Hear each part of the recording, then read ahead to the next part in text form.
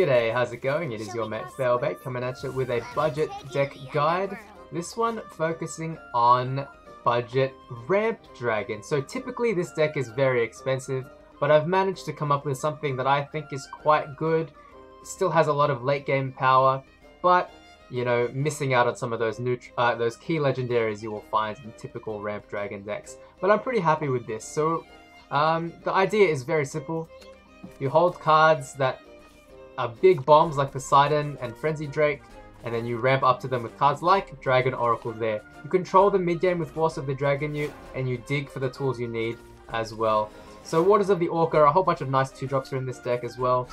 But typically you want to ramp as quickly as possible, especially when your opponent is only really playing low-cost cards like that 1-drop there.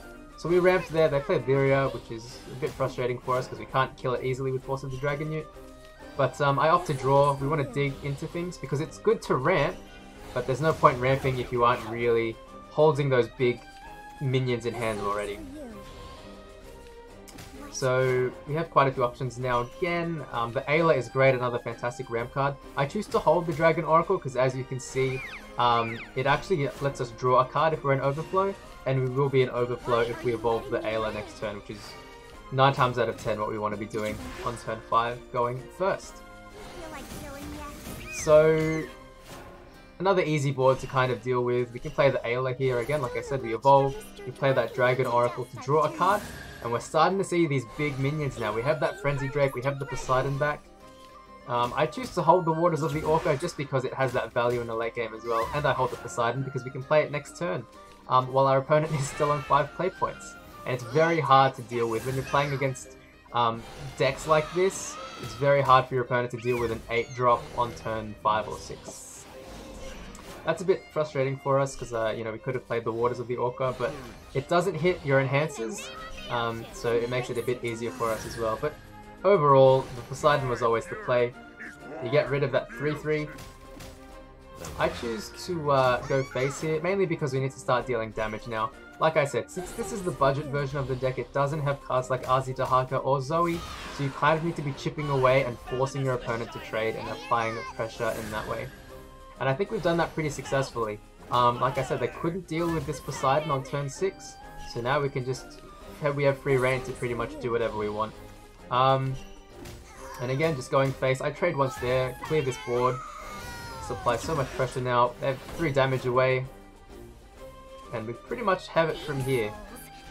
We get rid of our minion, but so we do have lethal. Well, not this turn, but they do manage to clear our stuff.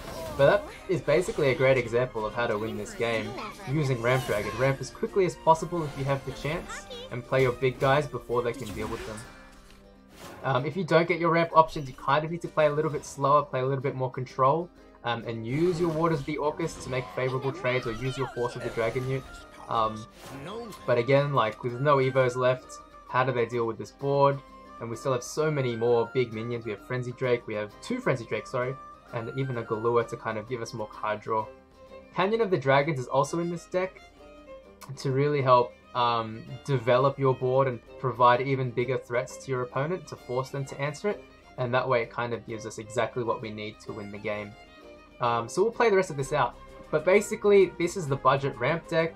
To make it stronger, I would absolutely recommend putting in cards like Dahaka, which is a very splashable card in every dragon deck. I would recommend putting in Phylene, another fantastic legendary that helps every dragon deck. So you can play those two, Dahaka and Phylene, in pretty much every dragon deck. So crafting them is safe if you enjoy playing Dragoncraft. And the other one I would recommend for this type of deck is Zoe, which is another really powerful legendary that has Storm and helps you close out games a little bit more easily. But as you can see here, you know, if you ramp effectively enough, cards like Poseidon, cards like Frenzied Drake are just really difficult for your opponent to defeat. And if you chip away at their health long enough, eventually you'll have this board of really powerful minions, Poseidons, Frenzied Drakes, whatever it might be, that really just applies too much pressure for your opponent to finish off. So, this has been a budget deck guide for the Ramp Dragon budget deck.